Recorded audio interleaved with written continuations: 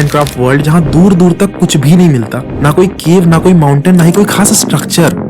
एक सेकंड के लिए भगवान का मिलना आसान होगा, पर इस जगह पे कुछ काम का सामान मिलना नहीं। और आज मुझे इसी सुनसान जगह पे सरवाइव करने हैं अगले 100 डेज, वो भी हार्डकोर मोड में। मुझे नहीं पता क्या होगा, कैसे होगा, कितना मुश्किल होगा, पर मुझे बहुत कुछ करना है यहाँ पे इन 100 डेज में। और मरना तो किसी भी हालत में नहीं है, नहीं तो पूरा वर्ल्ड डिलीट हो जाएगा एक ही बार में।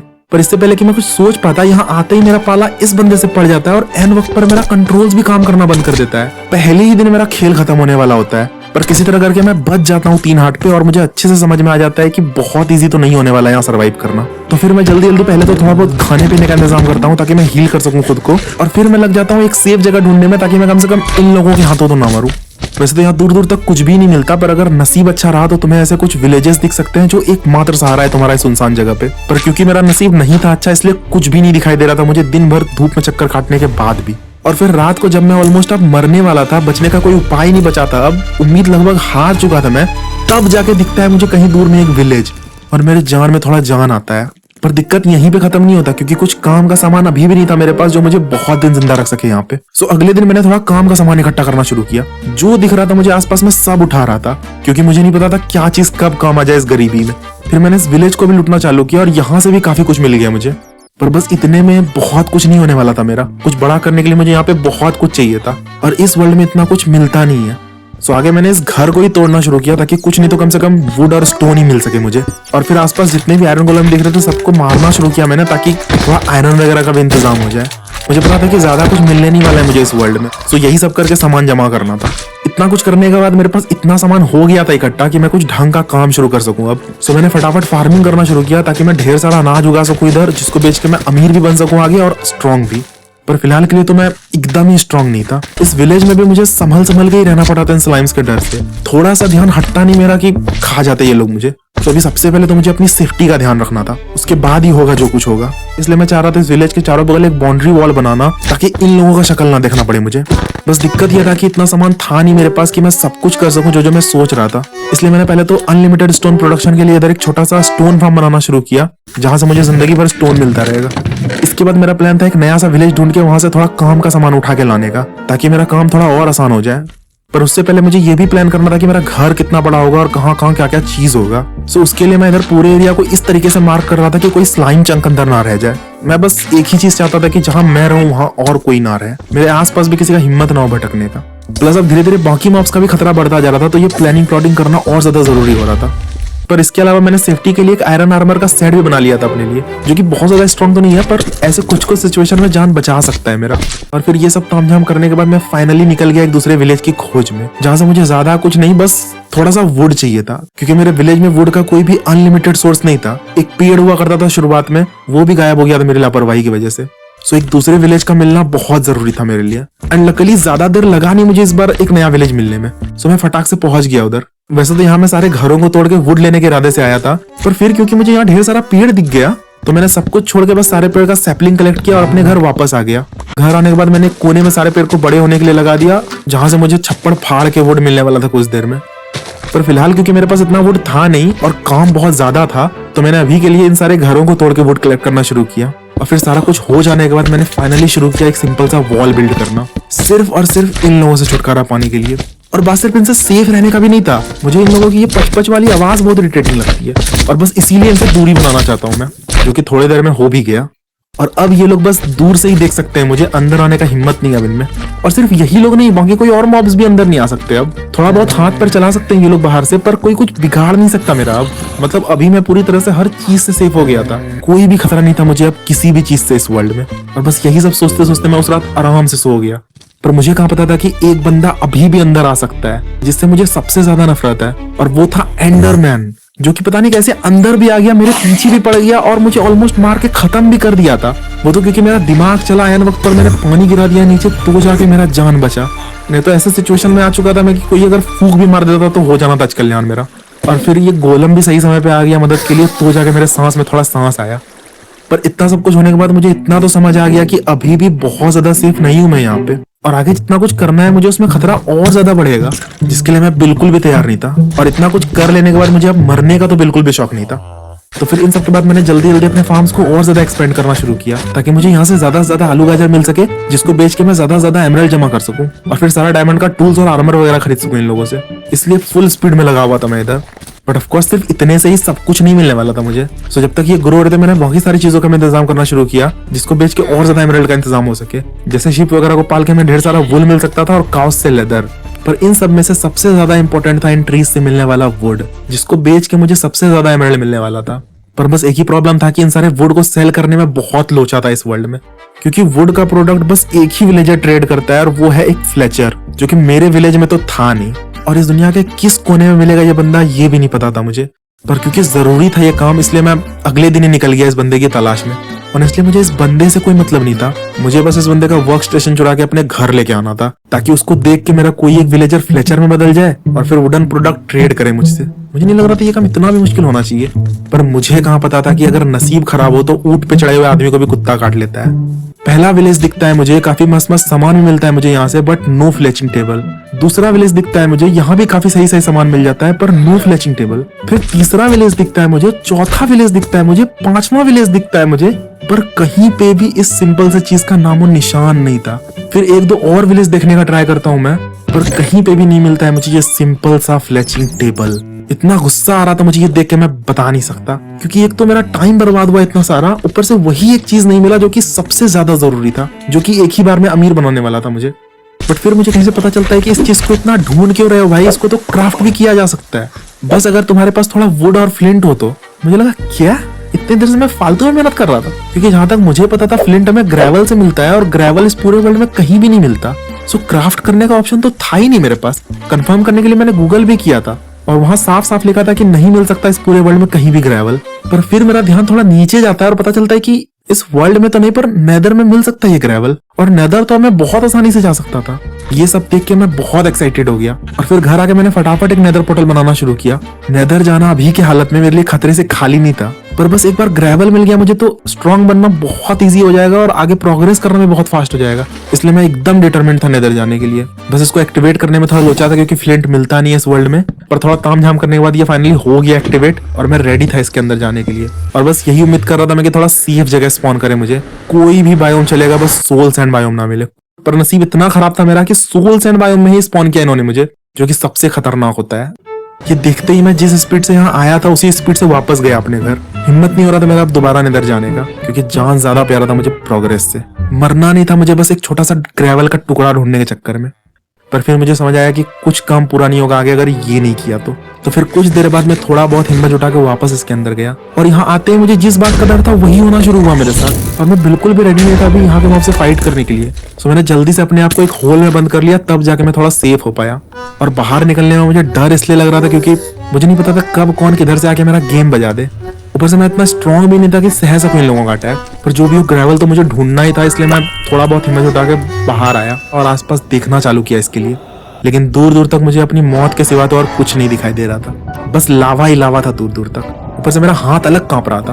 पर फिर कुछ और देर समय बिताने के बाद थोड़ा रिलैक्स हुआ मेरा नर्व्स, और फाइनली दिख गया मुझे वो चीज जिसके लिए मैं आया था यहाँ पे। वो दिख रहा है नीचे, वो है ग्रेवल। बस दिक्कत ये था कि उधर नीचे जाना कैसे है ये नहीं पता था मुझे, कहीं नीचे जाने के चक्कर में मैं ऊपर ना चला जाऊं, इसी बात का डर था। बस ज्यादा रिस्क लेने का मन कर नहीं रहा था मेरा अभी। सो फिलहाल के लिए मैं घर वापस आ गया, और घर आने के बाद भी मेरे मन में बस वही सब चल रहा था कि नीचे कैसे जाना है, मे भी सैंड से काम बन जाए, पर सैंड कहाँ मिलेगा, या फिर बैम्बू से काम बन जाए, पर वो भी तो नहीं मिलता यहाँ पे। और यही सब सोचते सोचते मैं पता नहीं कब एकदम ही नए विलेज में पहुंच गया। और क्योंकि अब मेरे फ्लेचिंग टेबल के क्राफ्ट करने का इंतजाम हो गया था तो अब मुझे कुछ चाहिए भी नहीं था यहाँ से। एंड गेस व्हाट, मुझे क्या मिलता है इस विलेज में? एक fletching table. Are you serious? और वो भी एक नहीं बल्कि दो फ्लेचिंग टेबल था इस विलेज में। क्या बात है! इतना बुरा लग रहा था मुझे ये देख के मैं बता नहीं सकता। बस अगर मैं थोड़ा पहले आया रहता इधर तो इतना सारा तामझाम नहीं करना पड़ता मुझे। पर जो भी हो, अभी दुखी होने से ज्यादा एक्साइटेड था मैं, क्योंकि अभी मेरे पास दो फ्लेचिंग टेबल हो गया था, जो कि पता नहीं कितना अमीर बनाने वाला था मुझे। मैं बस अब जल्दी से घर जाना चाहता था, कुछ और नहीं देखना था मुझे अब। पर मेरे किस्मत को कुछ और ही मंजूर था। घर वापस जाते जाते मुझे एक और विलेज दिखता है, एंड गेस करो यहाँ ऐसा क्या दिखा होगा मुझे जो सरप्राइजिंग होगा मेरे लिए। इस विलेज के जस्ट पीछे एक स्ट्रॉन्ग होल्ड पड़ा हुआ था भाई। कितनी अजीब बात है ये, मतलब जो चीज ढूंढने पर भी नहीं मिलता वो मुझे ऐसे ही रैंडमली कहीं भी पड़ा हुआ मिल रहा है। क्या क्या हो गया मेरे किस्मत को? जो भी हो, अभी मुझे इन सब चीज से उतना मतलब नहीं था। अभी मुझे बस घर जाके आगे का काम पूरा करना था। सो मैंने थोड़ा बहुत सामान लूटा यहाँ से और घर वापस आ गया। घर पहुंचते ही मैंने सारे वुड को जो मैंने इतने दिनों में बचा के रखा था सबको ऐसे स्टिक्स में बदल के इनको बेचना चालू किया। मैं बस एक ही चीज देखना चाहता था कि मैं कितनी जल्दी कितना सारा एमराल्ड कलेक्ट करके कितना कुछ खरीद सकता हूँ इन लोगों से। सो मैं रात को जितना हो सकता था उतना वुड कलेक्ट करता था और दिन में सबको सेल करता था, और फिर उससे जो भी एमराल्ड मिल रहा था उसकी मदद से मैं सारा काम का सामान खरीद रहा था इन लोगों से, जैसे diamond armour, diamond tools, redstone, lapis, यही सब। और बस यही सब करते करते कुछ ही देर में मेरे पास पूरा का पूरा डायमंड आर्मर और बहुत सारा डायमंड टूल्स भी हो चुका था। पर अब क्योंकि मैं थोड़ा स्ट्रांग हो चुका था इतनी जल्दी, तो अब मैं और जल्दी आगे का काम शुरू कर सकता था, जो कि और ज्यादा दिमाग खराब करने वाला है। मेरा प्लान था इस पूरे एरिया को पूरी तरह से ट्रांसफॉर्म करने का, जिसको इतने दिनों में मैंने पूरी तरह से बर्बाद करके रखा था। मैं चाहता था कि सारे विलेजर्स के रहने के लिए अलग जगह हो, मेरे रहने के लिए अलग जगह हो, और बाकी सारी चीजें भी ऑर्गेनाइज्ड हो, गंदा ना लगे कुछ भी, बस यही चाहता था मैं।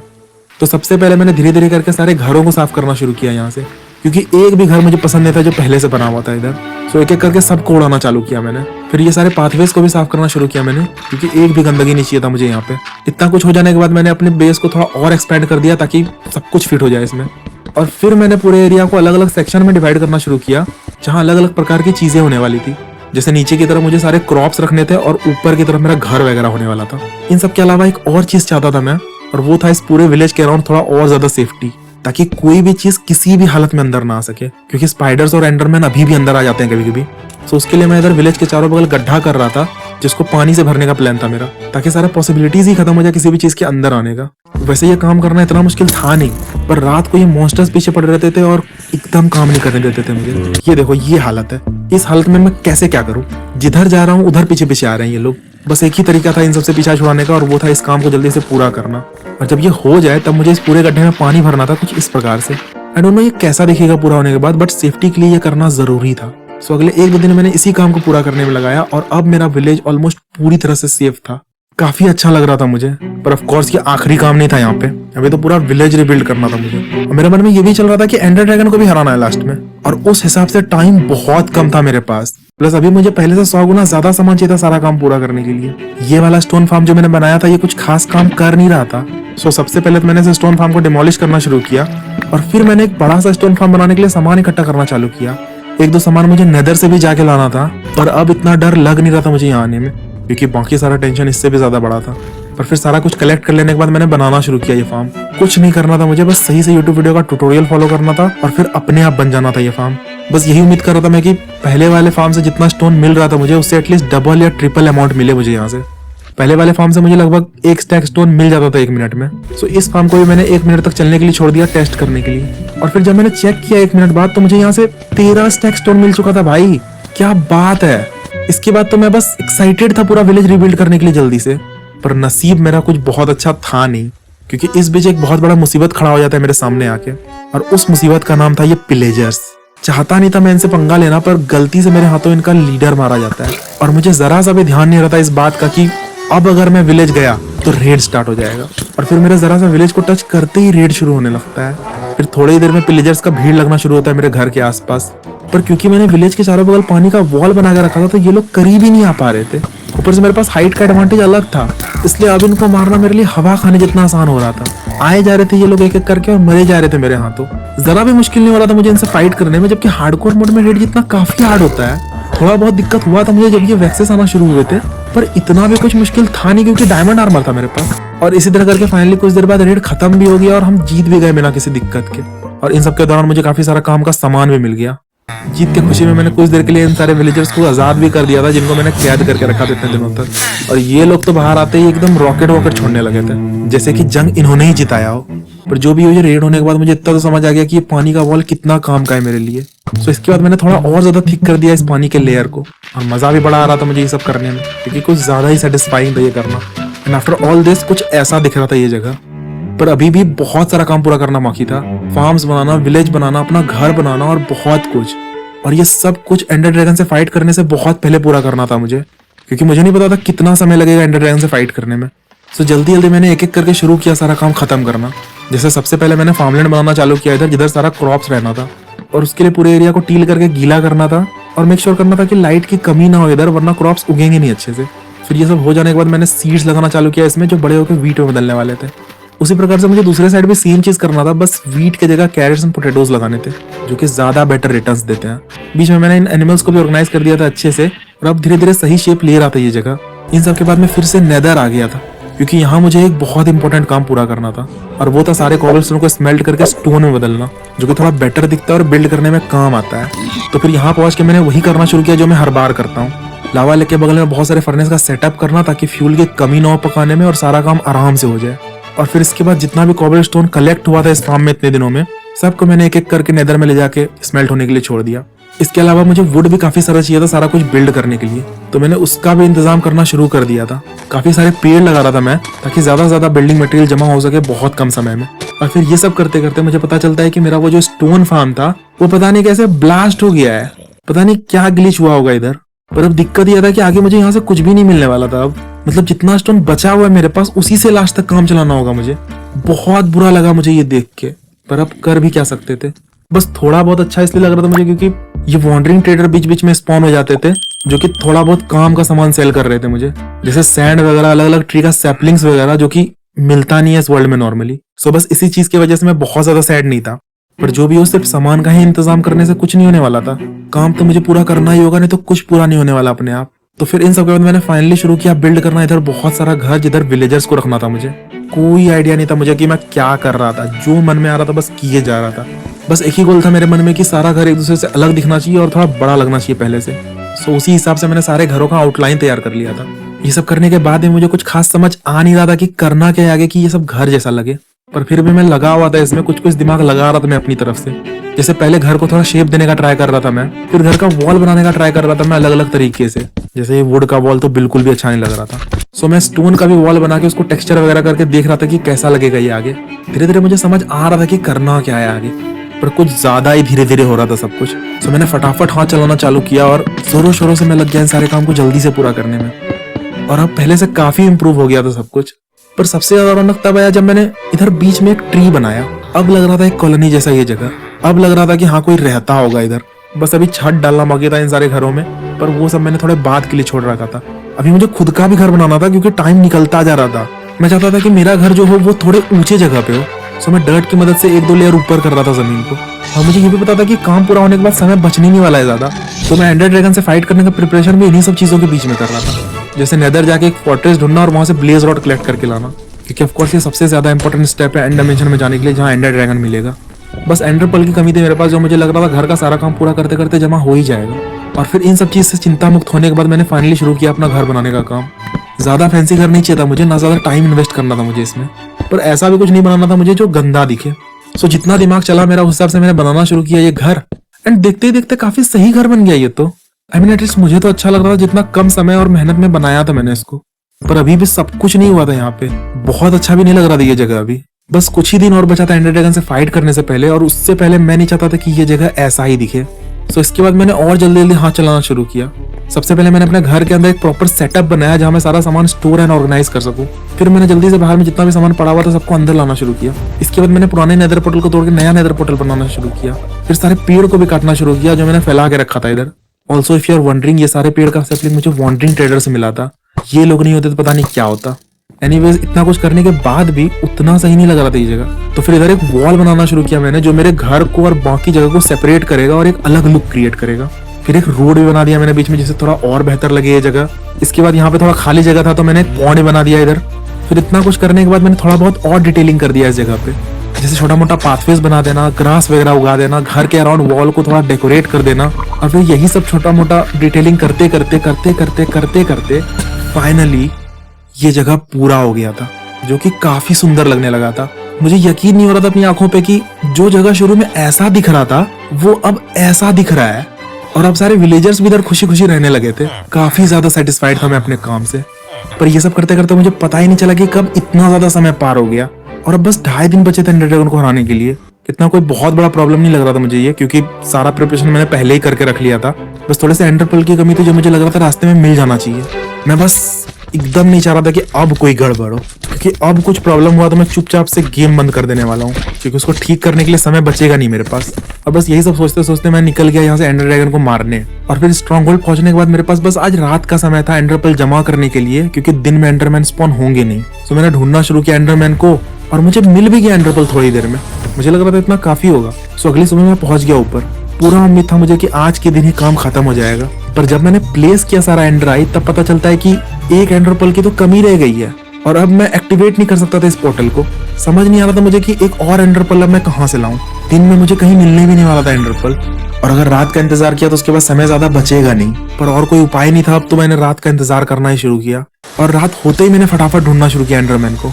पर फिर मुझे समझ आया कि एंडरमैन तो स्पॉन हो ही नहीं सकते आज, क्योंकि बारिश हो रही है और पानी से तो डरते ही एंडरमैन। अब मुझे बिल्कुल भी समझ नहीं आ रहा था कि मैं क्या करूं। लग नहीं रहा था कि समय पे कोई भी काम हो पाएगा अब। पर फिर भी मैंने हार नहीं मानी और फिर एक शेड बनाना शुरू किया इधर बारिश ना गिरे और एंडरमैन स्पॉन हो सके। शेड बनाते बनाते दिन भी हो गई और अब मेरे पास इंतजार और उम्मीद करने के अलावा कोई रास्ता नहीं बचा था। सो मैं बस किए जा रहा था इंतजार एंडरमैन के स्पॉन होने का। फिर कुछ देर बाद मैंने देखा कि एंडरमैन स्पॉन हो गया, पर क्योंकि बारिश हो रही थी तो उसे मैं इधर बाहर बुला भी नहीं सकता था। धीरे धीरे मेरा उम्मीद और कम होता जा रहा था, ऑलमोस्ट हार मानने वाला था मैं। पर फिर पता नहीं क्या हुआ अचानक से कि बारिश रुक गई। मैं फटाफट नीचे आया, एंडरमैन को अपने पास बुलाया और फिर उसे मारने के बाद मुझे फाइनली मिल गया आखिरी एंडर पर्ल। फिर मैंने बिना टाइम वेस्ट किए ऊपर जाना शुरू किया और जल्दी से इस पोर्टल को एक्टिवेट किया और फिर अगले ही मोमेंट में एंड में था। अब बस आज रात का समय था मेरे पास इस एंडर ड्रैगन को हराने के लिए। सो मैंने सबसे पहले सारे क्रिस्टल तोड़ने में फोकस किया ताकि एंडरमैन हील ना कर सके जब मैं इसे मारना शुरू करूं। इतना मुश्किल था नहीं ये काम मेरे लिए, क्योंकि कुछ ज्यादा ही अच्छा निशाना था मेरा। सो धीरे धीरे करके सारे क्रिस्टल तोड़ दिए मैंने एंड फिर मैंने बरसाना शुरू किया इस ड्रैगन के ऊपर तीर। और क्योंकि इससे पहले एक बार लड़ चुका हूं मैं इससे, तो इतना डर लग नहीं रहा था मुझे पता था कि बस सही से निशाना लगाते रहना है और इसका हेल्थ कम होता रहेगा और बीच बीच में जब मौका मिले तो स्वॉर्ड से भी अटैक कर सकते हैं। और इसी तरह करते करते भागते भागते तीर मारते मारते फाइनली ये बंदा मारा गया मेरे हाथों। मैं बता नहीं सकता मुझे कैसा लग रहा था इस वक्त। जब मैं इस वर्ल्ड में आया था तो मेरे पास कुछ भी नहीं था।